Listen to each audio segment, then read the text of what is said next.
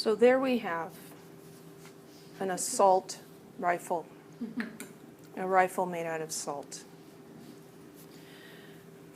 Chemists use the word salt, though, to refer to any ionic compound, not just table salt, which is sodium chloride. If we do a net ionic equation for acid-base reactions, they usually end up being hydrogen ion plus hydroxide ion to form water. And the pattern of these reactions is acid plus base forms water plus salt. Just remember, it's not always sodium chloride. Let's write a molecular and net ionic equation for the reaction that occurs between aqueous H2SO4 and aqueous KOH. See, here things are getting a little nicer. There's formulas instead of just plain old names, right? So we're going to have H2SO4 aqueous plus, I'm leaving a little space in case I need to put a coefficient in there, KOH aqueous. So you can remember the pattern that we've got acid plus base gives salt and water, but I think the best approach is just to think of it as swapping partners. And so let's look at what two ions are present in the sulfuric acid. Well, it's the sulfate and the hydrogen ions. So we've got H plus, we've got SO4, 2 minus, and in KOH we've got potassium ions and hydroxide ions. And if we swap partners, we're going to get H plus and OH minus. And we're going to get, running out of room, K plus and SO4, 2 minus. So HOH is H2O, and that's a liquid.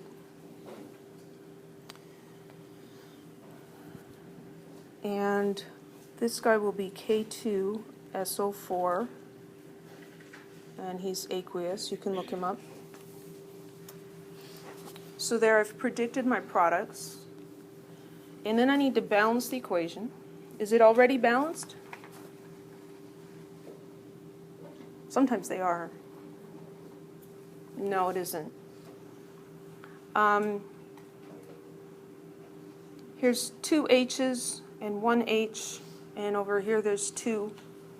See, we've got H's all over the place. That's probably not a good one to start out with. Here we've got sulfate. The sulfate stayed together, didn't it? There's 1 on each side. Potassium, there's 1 here and there's 2 there. That might be a good place to start. So if I put a 2 over here, now I've got 2 potassiums and 2 potassiums. I already checked out the sulfate. And so let's look at these hydrogens. Here I've got 2 hydrogens and 2 hydrogens. That's a total of 4. And over here I only have 2. So if I put a 2 here, now I've got 4 hydrogens. Now we need to check out the oxygens. If you want, you can mentally exclude the oxygen in the sulfate because you already accounted for those guys. And so I've got 2 oxygens here and 2 oxygens there. Or you can look at all of them and say, here's 4 plus 2. I've got 6 on the left, and 2 plus 4, 6 on the right.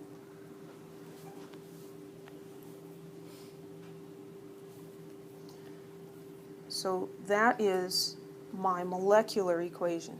Any questions about that one?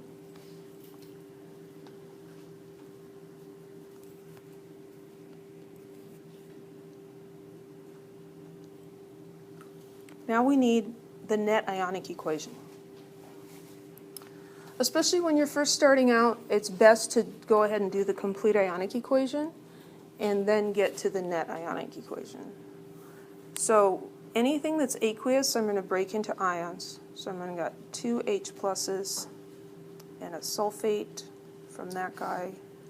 And over here, this is aqueous, so I've got 2 K pluses and 2 OH minuses.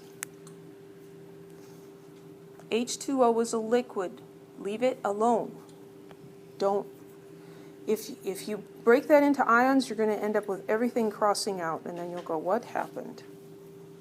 And this one's aqueous, so I'm going to separate that into ions. I've got 2K plus and a sulfate.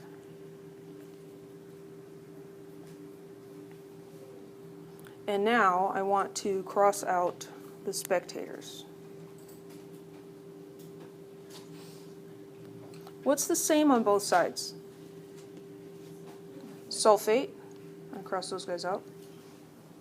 What else? Potassium. So now I want to copy down what's left. So I've got 2H plus aqueous plus 2OH minus aqueous, forming 2H2O liquid.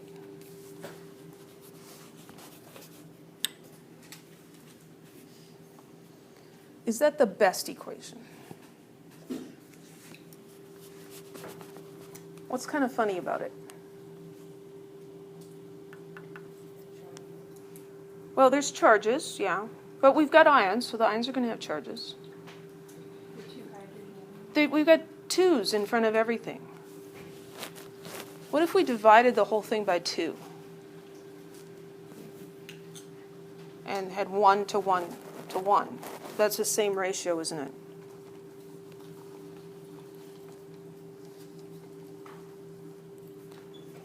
Usually in a balanced chemical equation, the best form is with the lowest possible coefficients. Any questions?